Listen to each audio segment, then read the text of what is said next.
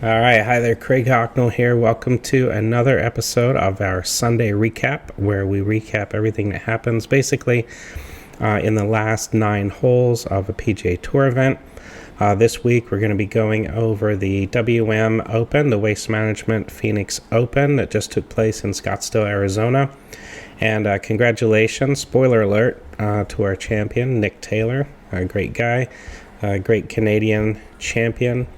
Played against Nick on the PGA Tour of Canada and maybe once or twice on the Corn Ferry Tour as well. But great guy, great champion. Has always been so polite and nice and respectful to me when we've had interactions, and I've been able to play some bigger tournaments alongside of him. So super excited for him. It's awesome to see. So as we do here on Sunday Recap, we're just going to go through maybe some of the best shots that I saw. We're going to talk about some high golf IQ content, some things that really kind of resonated with me. My goal is to kind of give you a little insight as a player and as a coach, some things that I've been able to observe and recognize, and just some insights, maybe some stuff that you're not hearing the commentators talk about on TV. I'm just hoping that I can share some thoughts with you, and it's going to help you out with your game. So let's check it out. Here's a great shot that I witnessed, and hopefully you did too. If you didn't, I guess that's why you're doing the recap. Right here we have Scotty Scheffler. I'll just monitor my volume of the broadcast, which was coming through NBC. He was trying to win this tournament.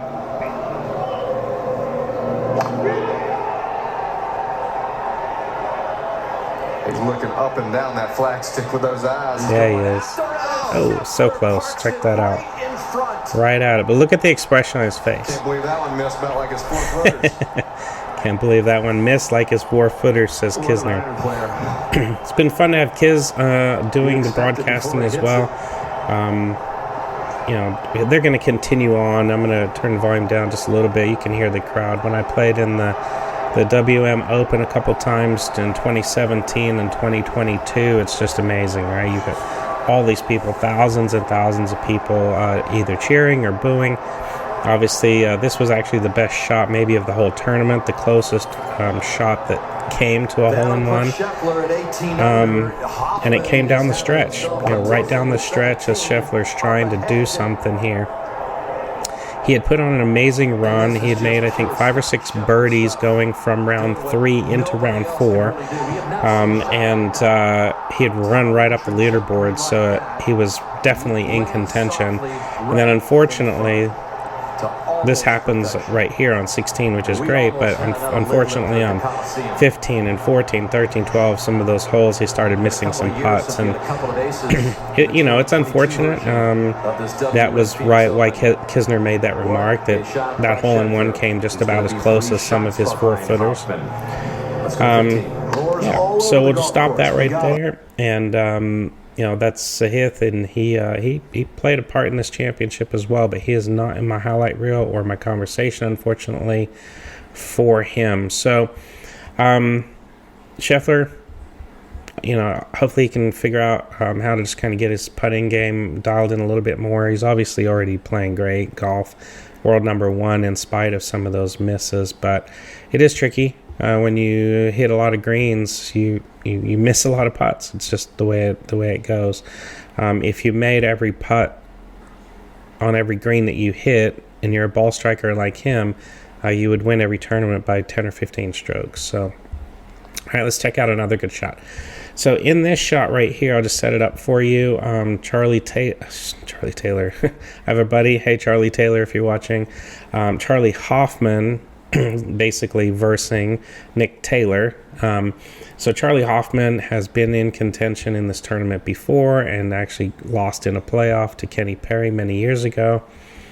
Charlie Hoffman was doing awesome. He just made this great 2-putt on the 17th green, which You'll get to see a little highlight of that later. It was unbelievable. But here he is on the tee shot of 18, and it's just a beautiful hole. Big par 3 shot. Love hitting shots down this hole. Some players will start it right at those grandstands on the left and cut it back over the water. Way left was at number 9. Otherwise, but the problem with this hole is you can bail out way right, but you end up on the hill. Let's check it out. Anyway, to cover that water on the left. Not wasting any time. Looked like a good pass, Kurt. He crushed this one. It's peeling enough. It is, I believe, and he crushed it. Yeah, he got a really nice firm kick right off the perfect location on that hill. You can see that line on his ball. He actually uses the line on his ball, I think, to aim down the fairway. So when it lands and ends up, you can see that line is still actually rolling in the direction that he aimed, which is cool. Got a little snigget of mud on the ball there, and he will end up getting to fix clean that, because all tournament long it was live clean in place. So to stand up in contention, you can see the leaderboard down there in the bottom corner. He is actually leading there by a couple of strokes, and he could have lost the tournament absolutely on that one tee shot, pulling it left into the water or the bunker, or like I was about to say earlier, bailing out into the right side. There's all kinds of hills and bunkers over there, and that's not an easy par from there. So he essentially manned up and hit himself a great drive right down the middle of the fairway. So let's check out another really great shot that I saw here. To force this playoff with Charlie Hoffman, both with clutch drives at the first playoff. So in the first playoff hole, we have Charlie Hoffman and Nick Taylor. And Hoffman has his fans, so does Nick Taylor. We'll get into all kinds of other stuff as we go. There's no significant order to this other than I want to show you some highlights, and then we'll dig a little bit deeper. Let me pause that and explain that real quick. One of the things that I like to do as a golfer and as a coach and in analyzing this is to actually kind of go from the result and work backwards. And it's kind of like hindsight is 20/20, right? So what I'm hoping is that I can shed some light on maybe some of the thoughts or actions or conversations or comments that are made, and then just bring a spotlight back to those as key points, because I'm trying to help coach you and educate you on some cool things that take place. So we'll keep this going. First, he's got 129. He had 138 out of the rough in regulation, so a little bit closer. It is cooling down out so you can hear that Nick Taylor was in the rough earlier, and I will share that with you because he got a couple of really good breaks, and that's going to be in my best breaks section, not best shots section. Alright, so one thing I wanted to point out right there is as Nick Taylor is coming into this hole, this is hole 19 of this day, right? Or actually it's longer because they had to finish round 3. But in any case, this is the 19th hole because now they're doing their first playoff hole. With the first playoff hole getting underway, he already knows where the whole location is. It was in that spot 30 minutes ago when he played this hole. But look, he looked at his yardage book, he wrote down some notes, he did some math. It's all about the process, sticking to the process and making sure that you're taking the time to do exactly the same thing in the playoff that got you into the playoffs. So let's play this through. Match play, you want to go Look at his caddy doing all kinds of work. All right, Hoffman hit a little bit better drive, so he's almost in the same spot he was in regulation. We watched that regulation drive earlier. Yeah, this is perfect there. Just straight down pretty much? Yeah. I'm going to turn this up. A couple off of it, I wouldn't be crazy. I mean, for passing. Well, I think it's almost like 4. Yeah. Where are you? Right on it? Yeah. Okay, let's do it, buddy. Come on. Hear him say, where are you? Right on it, and that's talking about the number 129. I think he's playing exactly that. A little better angle than he had in regulation as well. Yeah, I like hearing the interactions with the caddies.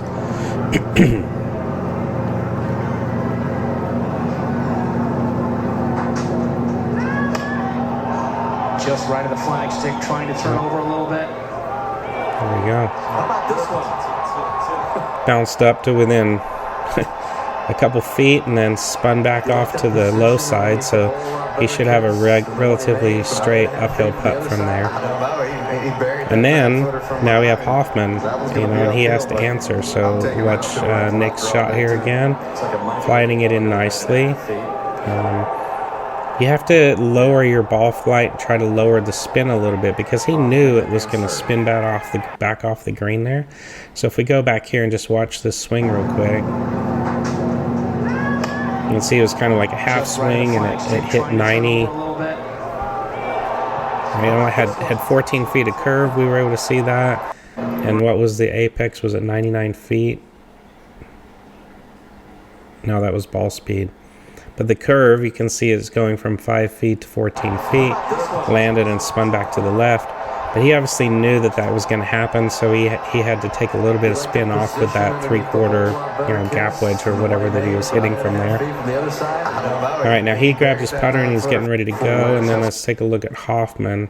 Now, one thing I want to point out here is Hoffman's ready to go. He's already done his yardage. He's already talked to his caddy, and he's ready to go in and hit, which is how we should all play. That's what ready golf actually means, be ready to hit. Yep, another little kind of half to 3/4 swing. Flighting it in there, threw it in there past the pin, spins it back to about pin high. So now we got a shootout, right? Now it's a putting contest. You got the two best putters this week. Hoffman, number 2 in strokes gained putting. Taylor, number 1. There you go. Strokes gained putting, number 2 versus number 1. It might be decided with whoever can make a birdie putt here, or maybe they can both can these. I really think it helped him. Yeah, so first playoff hole, you're going in it to win it. You know that basically it's going to be a birdie or go home.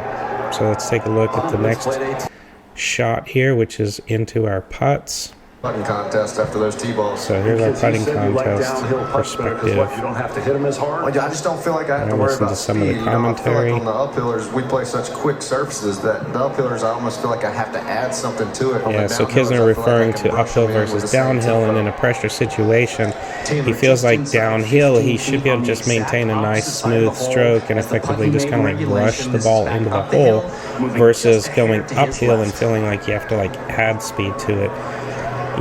Basically the next one's not going to matter in this scenario where you feel like you have to make it because your opponent will make their putt. That's kind of the mindset that you have to have. So as Nick gets in here, he's going to go through his routine, couple of strokes. I want you to listen to this too. I picked this up earlier. One practice stroke, pretty quiet. You hear that? Walks it in regardless. So just before he took the putter back, I'm gonna pull it back here. Listen, this big scream. So this is stuff you just have to be prepared for. Hear that? Crazy scream. So why is that person doing that?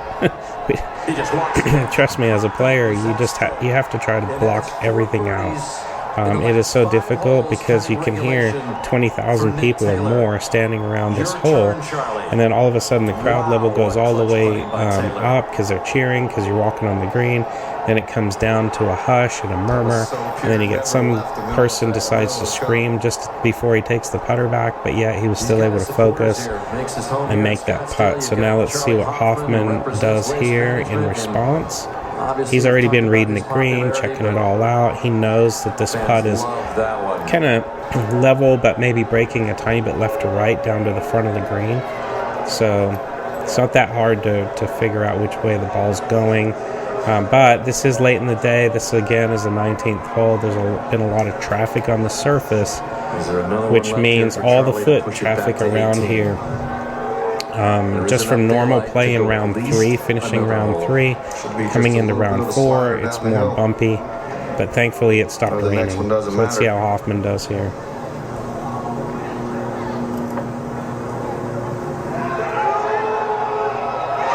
There you go. Probably took a little a little lower line and hit it a little firmer. And it didn't really turn at all. It was a very straight putt, so it ended up catching the top edge of the cup. So we'll get a little zoom in here so we can kind of see how it enters the cup. Hoffman's Great been crowd playing this interaction tournament there. for almost 2 There's the decades. ball, using the line on it. That one Worked in rolls off the around top and edge. Taylor So says, there's Nick. He's like, "Congrats. he made it. All Let's go right, back to let's the go. tee." Let's go do some more. Let's play some more golf. What? So great stuff here. So as we get into the next segment of what I call high IQ, we're going to talk about Nick Taylor's layup, and we're going to talk about the commentary that's included in this as well. So I'm just going to run it through, and then I'll give you my 2 cents worth at the end here. Now, John, back here So at 15, listen Nick in. Taylor's hitting his second at the par 5. That guy's 253 total, and he's laying this up. This is going to be talked about a lot. Where this whole location is Eagle Central, and he's laying this one up. So this is going to have some discussion to it. Well, it's going to go back to Chip Beck of the Masters on 15.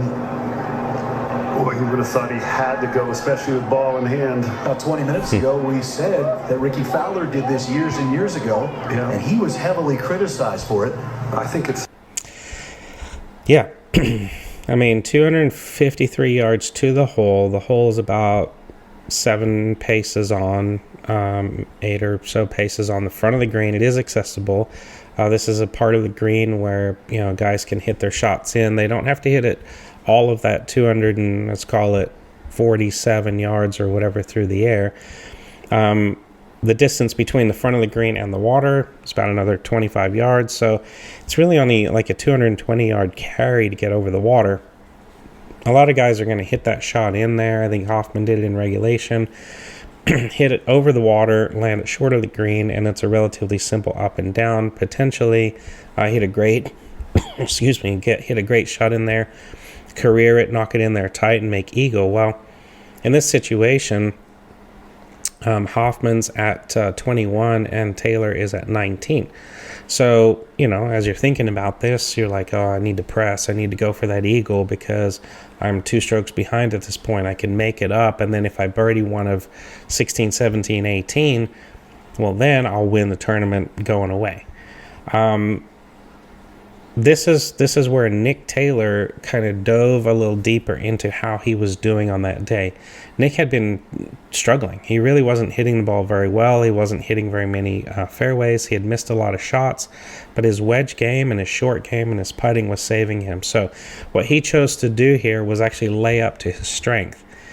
Yes, he had a very doable shot and the potential there to get an eagle, but what he decided to do was actually play to his strength. So he laid up to a number. He consequently wedged that shot in there pretty close. He still had a tricky 5-footer, quite a bit of break on it, but he did it. He executed his plan, and then he went on to make birdie on 16. So there's just 2 strokes that he was worried about. He closed that gap pretty quickly on holes 15 and 16. And then 17 is actually a really relatively easy birdie hole in comparison. However, with that way back hole location, neither of these guys, Hoffman or Taylor, birdied that hole coming home. In fact, Hoffman struggled, and I'll show you his high golf IQ moment on that hole a little bit later. So let's move on. There's another really cool high golf IQ moment I want you to pay attention to, and this is during the playoff, and this is an interaction and just a comment from John Wood, who was out there with the microphone following the group, and he commented on how Nick Taylor's caddy talked to him. So we'll listen in here. 126. He might be able to open up something and get it to the front. And Nick Taylor has the exact same shot. It's 2 more yards, same exact lie. His caddy, David Markle, did go over and take a look at the lie of Charlie Hoffman in the bunker. Not that it affects his shot, he just wanted to see it. There's the point. We'll pause that real quick. Okay, so this is now a match play situation. When you have Hoffman's drive in the second playoff in a bunker in a very difficult situation, you want to know as the caddy and or the player, how difficult is that? Because you have to gauge how aggressive you're going to be with your approach into the green. If it's super easy lie, his caddy would have recommended to Nick, hey, just go straight at the pin because Charlie's got an easy approach out of that bunker and he's going to be able to knock it tight. it wasn't that easy. It was a little bit tricky, but it was definitely doable. So it wasn't, plugged up in the long grass in the church pew bunkers, which would have required Charlie to essentially hack out sideways. Knowing that going into their shot, Nick and his caddy were able to look at the situation, maybe kind of draw a little bit of historical perspective on like where the smart play should be. The last thing these guys wanted to do is push this ball to the right of the green, hit it into that greenside bunker, and then even if Charlie had a really tough shot, maybe they walk off with a par and continue the playoff. So they have a cool conversation here about where they're going to want to go. They talk about making sure that they're approaching the green to the safe side of the pin, just a little bit left. They wanted to err on the wide side, just to the middle of the green, and here's how they did Got it. the feel of the shot down. He knows exactly what it should feel like. Keeping it fall to the left. Yeah, I mean anything inside between the pin and the blue umbrellas, right? A couple steps left of it. Yeah. All right, so they're just making sure, staying just a little bit left of that pin, because Charlie's shot isn't a gimme. It's challenging, so they're going to err and make sure that they're on the safe side of the hole. Taking it in low again on a great line just left of the hole. Another solid shot out of Nick. Yep. He's just hit it in there inside of 20 feet, 3 straight times. Great shot. So now it's got to look over and see, okay, what's Charlie doing? Can Charlie even advance it? What's he going to do? Contact has So here's to be Hoffman. You can see perfect, how I think, difficult to get this is. all the way to the green. Got to get it up really quick. Do you try to go and get it all the way to the green, Kurt? Yeah, you got to go for it here. If he makes great contact, I think he can get it there, but it's got to be get up really quick. Good contact. That ball catch some grass coming over This there. could be great. Oh, wow. It's up and What a shot. easily. Yeah. I mean, that's what you have to do in match play. You just have to always assume that your opponent is actually going to pull off that miracle-type shot. Now look at this. Grass up in front of him. Kept his head back, released a little earlier with his hands, Yep. kept the loft or added a little bit of loft through there. And that was interesting, too. I just noticed that as he's hitting that ball, check this out. There's a bird flying right behind him as he's striking it and kind of landing just by the edge of the water. So there he is focused. He's got the cameraman standing right behind him. Yeah, I mean, there is always a lot going on in golf tournaments. And then in this particular tournament, you can even just multiply that. So obviously a great shot there, knocks it on the green, but that's part of my high IQ. Kudos to Nick Taylor's caddy there. I think it was David Markle, I think that was how it was pronounced in the broadcast. So here is Charlie Hoffman's high golf IQ moment. So let's listen to this, and I'll share my thoughts with you. Down there on the ground. I am down here. I've gotten a good look at So it. this It's is a in side regulation. hill, downhill lie. I mean, I looked at it. I looked at the flagstick back there. It's 74 yards to the hole.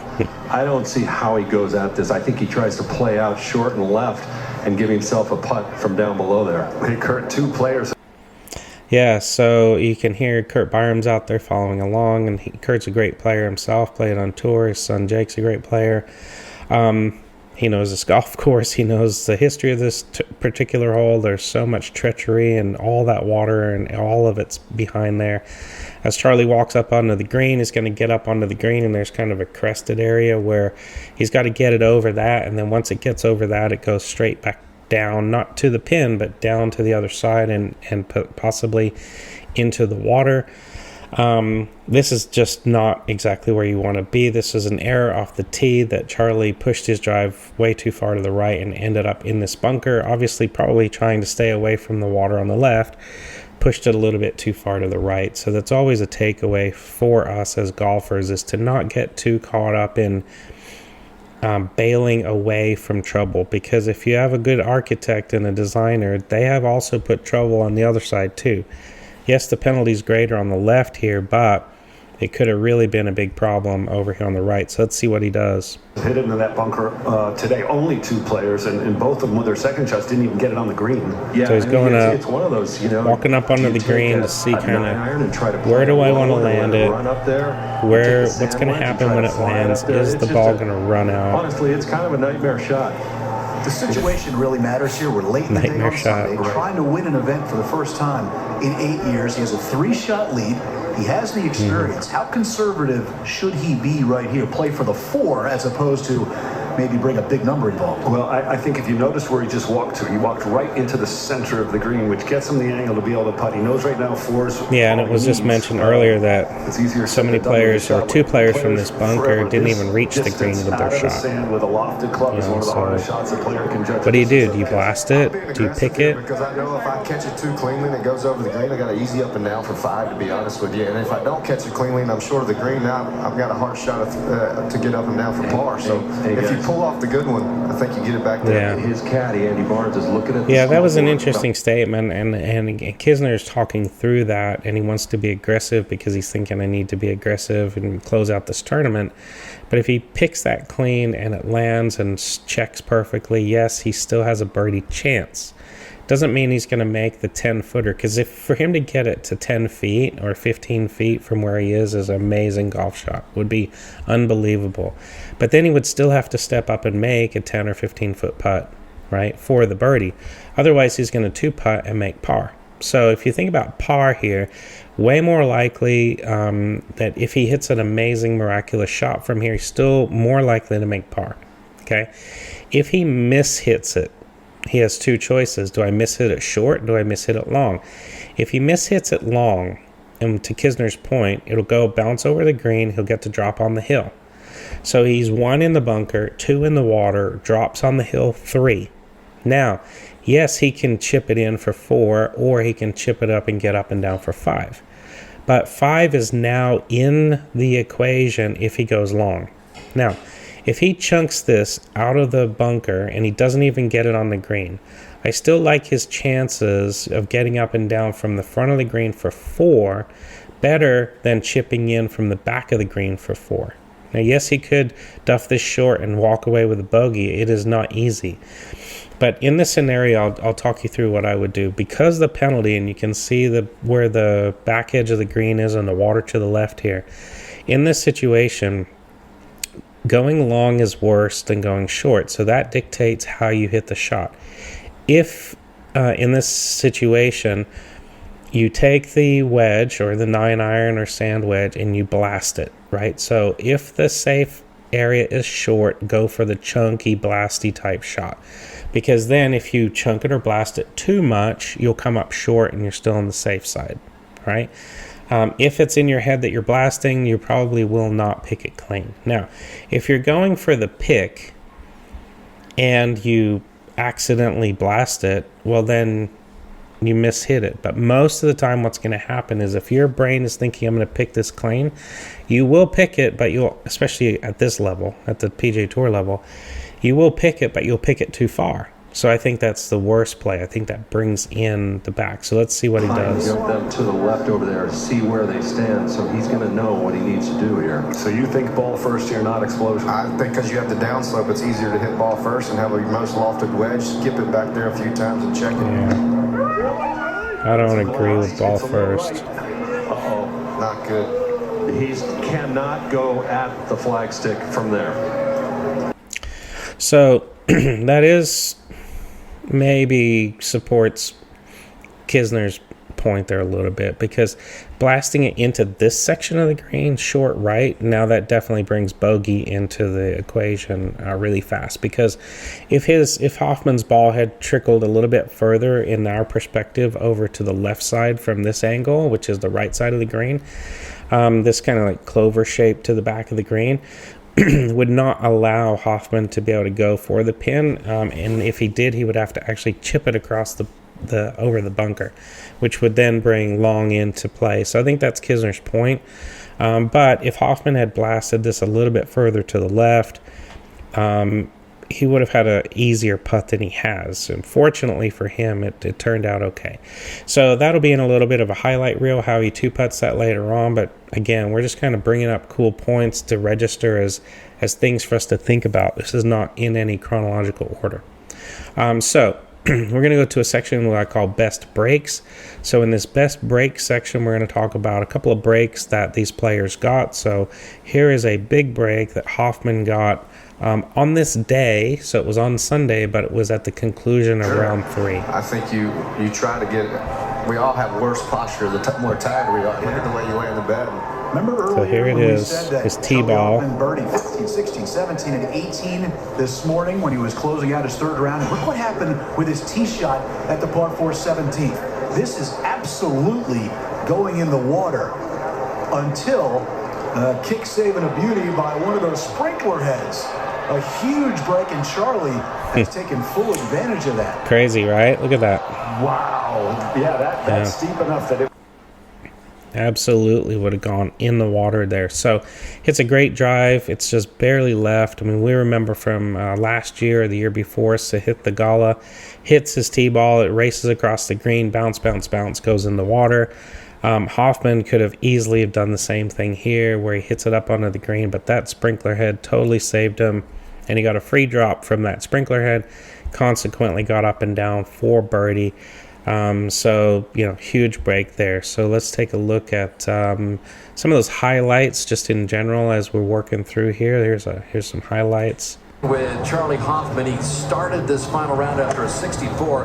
This was his is on second hole at the 10. 10th, after he'd already picked up 3 birdies in the first 9 holes.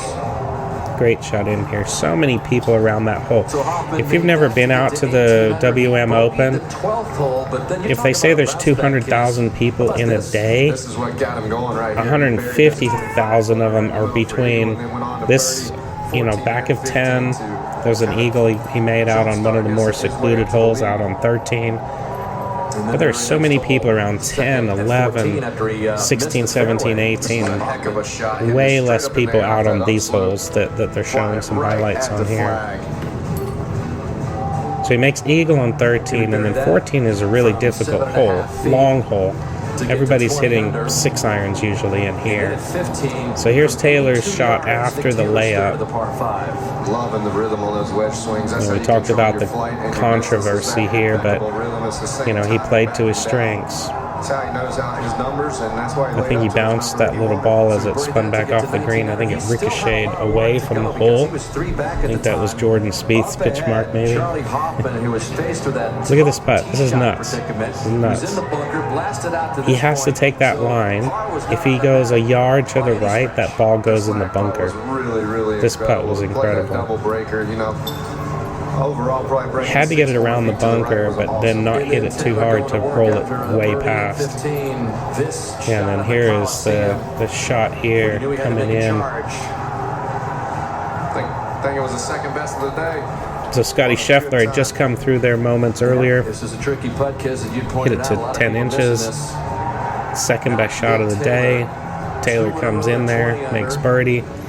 So he lays up, makes birdie, then makes birdie, par 17. And here's his putt on 18 to get into the playoff. Just drips it in. It falls in on the right edge. So that without that putt, this would be Hoffman's tournament. So then they both birdie the first playoff hole, and we go back to the tee here at 18. Yeah, crazy. By the way, so, Niners 10. As we conclude this playoff, we'll go here to the last few shots, maybe the interview here for Taylor. Left to right, he's at right to so left. Here it This is. Level speed-wise, and just Hoffman a little bit has left hit to his right. ball, remember, Maybe from the even fairway uphill just a bunker, touch. spun it back. He's tried to putt. He actually, came up a little short right of the hole. I don't think he was super happy with his effort. But in that situation, when you're putting, there's a couple things. I'll pause real quick. When you're in a situation where you feel like it's a must make, you don't want to just purposely play to the low side and bang it, because if you play to the low side and just hit it super hard, you've totally messed up how you've just played the last week, the last month, the last year. You don't just all of a sudden change exactly how you're going about making putts. And I think Hoffman read the putt, saw the speed, and he just kind of hit it at a speed, a making speed, but not like a must-make speed. And then consequently, it just kind of fell off a little short right of the hole, which I don't think he was necessarily, in hindsight, super happy about. But I'm pretty sure he went through his process, stuck to his guns, did everything he's supposed to do, and executed. And now here's Nick Taylor's response, surveying it, going through his motions, a couple of practice strokes, walks in, relatively straight putt.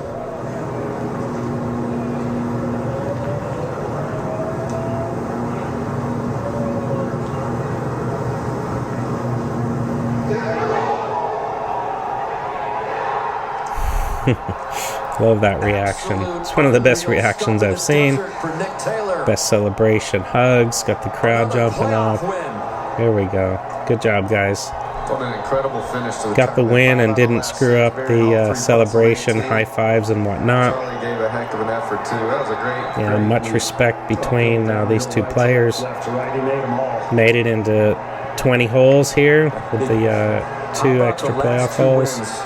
Caddy grabs the pin, the flag off the flag stick. Taylor throws his ball into the crowd. So absolutely amazing to experience that. It doesn't matter really what level you win at, but obviously when you win at this level, to have all of that going on, the level of focus, the level of concentration,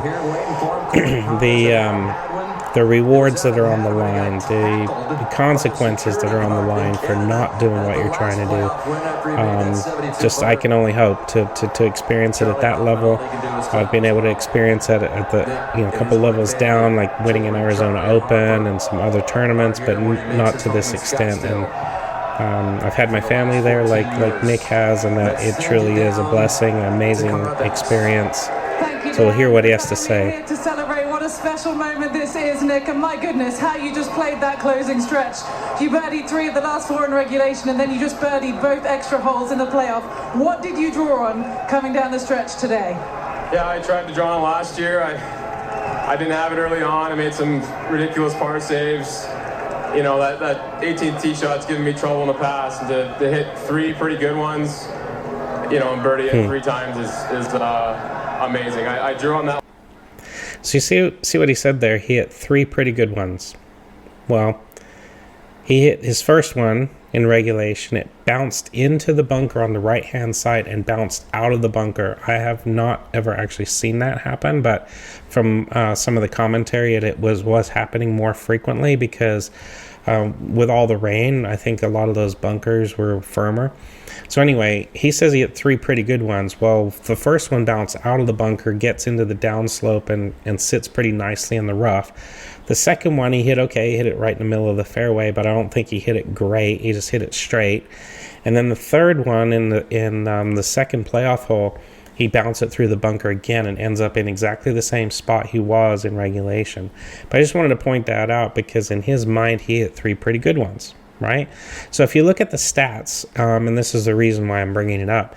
If we look at stats, okay, if you just look at those 3 drives, only 1 is in the fairway. So he has 66.6% failure rate on that particular stat. But on all 3 of those, he made 3 birdies. So the end result was he hit all 3 approach shots onto the green. He hit them all close. In fact, the 2 shots that came out of the rough, I think, actually ended up closer to the hole than the 1 shot that came out of the fairway. So if you look at proximity to hole from fairway and rough and all that kind of stuff, to me, stats are great as a way to digest and learn some certain things, but you should definitely not be living and dying by the stats and your strategy and all that, because in this game time decision, he was extremely happy with those 3 drives. Okay, so we'll continue listening. Last putt, honestly, from last year, I had that putt when I finished second and saw the line, and I obviously was seeing the lines great all week, so it was amazing that I went into. You mentioned last year, you said you felt like the underdog coming down the stretch against Scotty Scheffler last year, went and won your National Open last year. How much more comfortable did you feel this time around? Yeah, more comfortable. It was a marathon day. You know, we signed our scorecard after the third round and had 8 minutes to go to the tee. And, I don't know if that rattled me a little bit, but it was just a long day. And again, to find my swing a bit the last not much time in between was incredible. You've got your son in your arms, your wife and baby girl next to you. How special is it to celebrate this one with family? It's the best. Canadian Open, they weren't there, and it's killing me, but this is just amazing. Enjoy it. Congratulations. Dan? Some of the most it's hard. I mean, wife and 2 little ones, and he's off in Canada competing and playing, and they weren't able to be there for the Canadian Open, but they were able to be here because I think he spends his time now in the Scottsdale area. So, I mean, he's 10 years in. I think he's won 4 times now on the tour, and won his National Open, the Canadian Open, first Canadian to win that in 50, 60 years. So lots of cool things happening in Nick Taylor's world. It's great because President's Cup is coming up, and he's going to have hopefully, and it is in Canada, so hopefully a lot of those Canadians are fighting hard to try to get as many players as they can into that team. It's always, I think, would be great. So as we kind of reflect on the commentary of the champion here, again, he's just stuck to the process. He went through the steps. He stuck to his guns. He laid up. He hit the wedges in there. He made so many putts. Earlier in the commentary, we found out that Nick Taylor was number 1 in putting and Charlie Hoffman was number 2 in putting, and that's how it ended up. Charlie Hoffman hit some great drives. He's at 47 years old, still pushing 120 miles an hour. We know that Nick Taylor has quite a bit of speed as well, but these are not the bombers, right? These are not the longest hitters on the tour. So it's obvious here that the putting again rose to the top. So we're going to listen in to Hoffman real quick. This quest for his latest PGA Tour victory. Look at those scores in the final day. They're great. Couple 64s, 65s, 66s. Hoffman's 64. Adam Scott had a nice run there. Kind of ran up the board. Into this playoff. But it's Nick Taylor who takes it, moves some 50 spots up in the FedEx Cup standings with a 500 points into the 6th position. You birdie the 18th hole 3 times in a row. It's just unbelievable. Yeah, so they're going to run through the highlights of him. So he made that one, from 9.5 and then made the one up the hill. Playoff hole from just under 15 feet. Hoffman also birdied it as they sent him back to the 18th tee, and then from 11.5 feet. Yeah, so I was right. The 2 shots from the bunker, or not from the bunker, but from the rough, actually were closer to the hole than the one from the fairway. Let's go back down to Cara. I'm alongside Charlie Hoffman. My goodness, Charlie, that was so close. At what point, if ever, did you allow yourself to believe what you were trying to pull off today? Yeah, you know what? I obviously had a chance coming down the stretch, and I had some nice putts go in. He had a great look on 18. I wanted to get into 22. I left that putt short on 18. I knew if I got the 22, I'd sort of lock it up. And unfortunately, I left the door open. And you know what? Nick came in and seized the moment, and he birdied the 18th hole 3 times in a row. And hats off to him. 47 years of age. Your 18th start in an event that you've been an ambassador of for 17 years. How proud do you think you made WM today? Obviously, he wanted to win. My first major sponsor, but losing to 3 birdies like that on 18 in the regulation and playoffs, that's pretty clutch. Thunderbirds, and hopefully I can get this one year. Well played, Charlie. Dan, back to you. Thanks, Carl. And even though he came up short here, he is in 47. He's still hoping to get a Waste Management Open. So thanks for joining me. Don't forget to subscribe, share this video with your friends. Hopefully some of these insights were helpful. Certain weeks on Sunday Recap, I will add a lot of information like this because I'm very familiar with the tournament and I've played in a couple times. Other weeks my recap may be shorter, but I'm hoping that as I always have, I always love looking at the last 9 holes on Sunday. I always love listening to the champions' interviews to kind of get a little bit of insight into their thoughts. So my goal is to at least bring you, great thoughts and insights from the tournament each week, and we'll see you in the next episode. Cheers.